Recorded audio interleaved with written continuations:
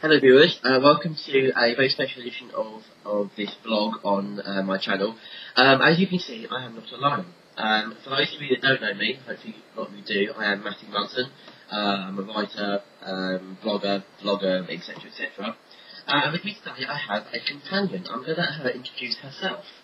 Hi, I'm Barbara Neill. I'm a professional hypnotherapist and I specialise in helping people who have dyspraxia. The reason I do that is because I have dyspraxia myself, as Matthew does, and that's basically why I'm here, because we're both going to talk about dyspraxia and how it affects us. Yeah. And what's wonderful actually is it's nice to get another perspective on dyspraxia because, as Barbara was saying earlier today, everyone with dyspraxia has their own unique take on it, but there are common themes. And actually, Barbara and I have known each other for some time now, and a lot of time we spend together, we go, oh my god, I do that as well. So it's quite spooky what the common themes are.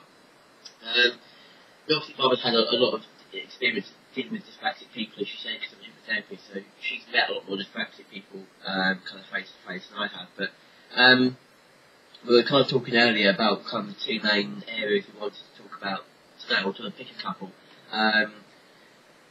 Memory loss wasn't one of them, although I kind of... Memory loss. I don't claim it from it, Barbara, not what we're going to talk about. It was about when someone asked me if untidiness is a symptom of dyspraxia, and I think the answer to that is yes and no, because I'm intrinsically tidy, but I sort of, people I know will probably disagree with that, because part of the problem when you have dyspraxia is that you can have something that you need to put away somewhere, and it could go in one place or maybe another place, and you can be absolutely convinced that the right place for it is over here, and then sometime later you'll be absolutely convinced that the right place for it is somewhere totally different. So yeah.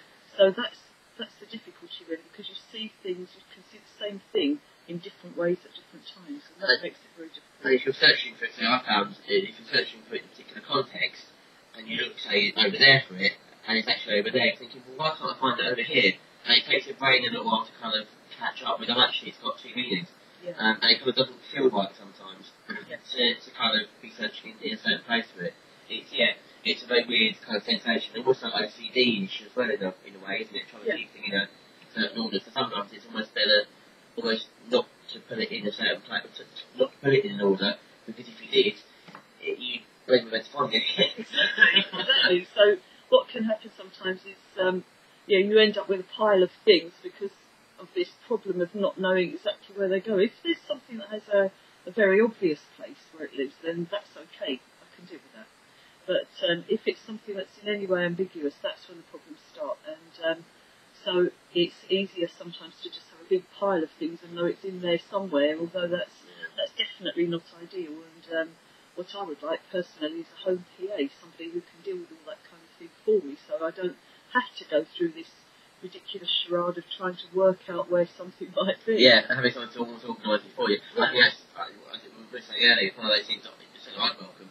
And almost one of those things that is a big in-demand service for people. Just trying to work out how to kind of make that dream a reality to support people. Yeah. So, that's the discussion for another day, but it's certainly worth sort of bearing in mind, And so going on from that, I think with the whole home PA service is about kind of, I think, organising incoming posters, and I think we said about that, didn't we? That's a huge problem for me, and I know when we talked about it earlier, and you said the same thing, that when something comes in, it's the same problem, really. It's knowing exactly what to do with certain bits of post, dealing with them. I mean, if I can sometimes receive something in the post, completely forget, thanks to short-term memory, that I've even received it. So if I don't know, I suppose a bill to pay is quite crucial, but that can happen. A bill can come in, and I can't always be sure whether I've received it, whether I've paid it, I've forgotten, or what I've done with it if I've put it somewhere and then have to try and find it. So that's quite a major problem. I've got, probably some of you know, I moved about 8 months ago, and I know you're in the process of moving now. I've got a wonderful new office, and I've got a wonderful desk, beautiful new desks that I've had built specially. I thought, right, today I'll be very organised, I'm going to plan it all out, I've got files for this, files for that. If you look at my desk at the moment, you'll see some bills and some paperwork on that I've got to sort out. I've been on there about a week, and, that's fairly kind of, normal for me.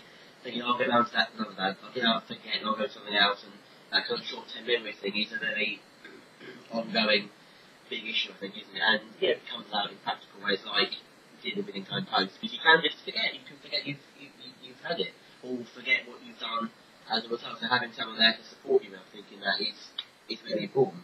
Yeah, definitely. And I think also with the incoming post problem, and that when you have got a big pile of things to deal with, if you can't deal with it straight away, and because of the problems of does it go there or does it go here, you know, that thing rears its ugly head again, I think it becomes overwhelming because it builds up and then it's too overwhelming, so you don't really know where to stop. So then it becomes so much of a big thing that you spend all your time kind of dealing with that rather than the actual kind of day job that you're meant to be kind of doing to bring in the money to pay the bills.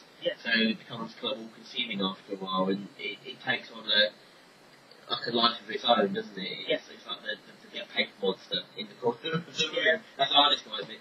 I'm so sorry with a bit of a funny story, I don't know why, sorry. Probably laughing. I should say we have done about, this is take 10 of this, I'll be best now. We have been laughing quite a lot this evening, practicing and kind of rehearsing for this, so we want to make sure it kind of went well. But that's the other good thing I think positive about dyspraxia is, you know, well, no, not just dyspraxic people, but people have got a good sense of humour. Certainly we have, between the two of us, we kind of share that. Whether that's the dyspraxia talking or whether that's just us being slightly warped, I don't know. But, you know, that's a big thing. Dyspraxia is something that we've both got. There was no cure. You know, both had it since birth. And Barbara's obviously 21, I'm, 31. So obviously it's a thing that we had since birth. There is no cure.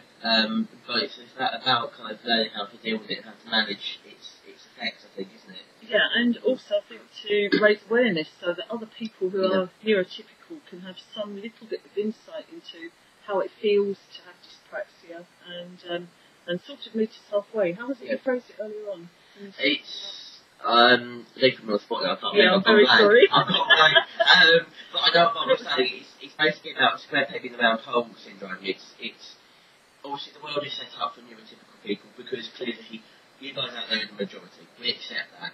But sometimes to have perhaps a bit of a halfway house where an understanding comes forward about how it is we think, what it is sometimes we need to help us adapt to the neurotypical world. You know, it's a half and half situation sometimes.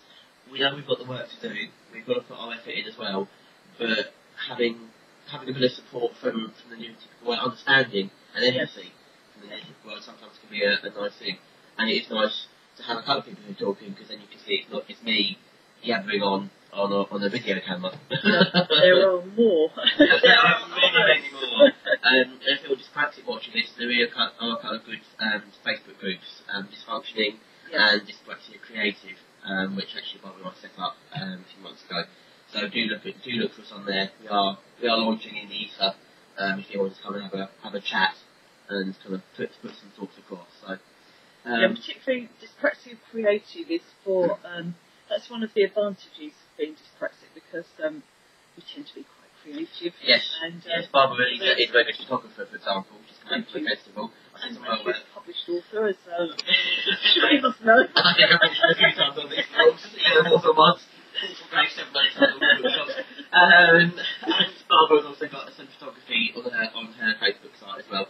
And as I say, that's just 2 examples, but we know dyspraxic people that are writers, bloggers, all sorts of things. We can mention Tom and Joe and all sorts of people who are tremendously talented. And whether that's dyspraxia coming out, whether that's just enhancing something you got, who knows? But it's something we're quite proud of, I think, in a way. Anyway, Barbara, we've been talking for 9 minutes and 17 seconds so far. That's a miracle. So it's a miracle. We're now recording. You've been impressed. When I put some of the other videos up, I think you'll be impressed we've actually got through this quite sensibly. The last 10 minutes. The other attempts most definitely weren't sensible. Very funny. I can feel this right now. Can't quit. I think so too. So thank you for watching, and hopefully we'll see you both. See you both again soon. No, we'll see us both again soon. That's what I meant to say. We'll see all of you again soon, and you'll see us both again soon. Absolutely. Thank you. And it's good night from her. And it's good night from both of us. 2-1 is we ain't. Goodbye.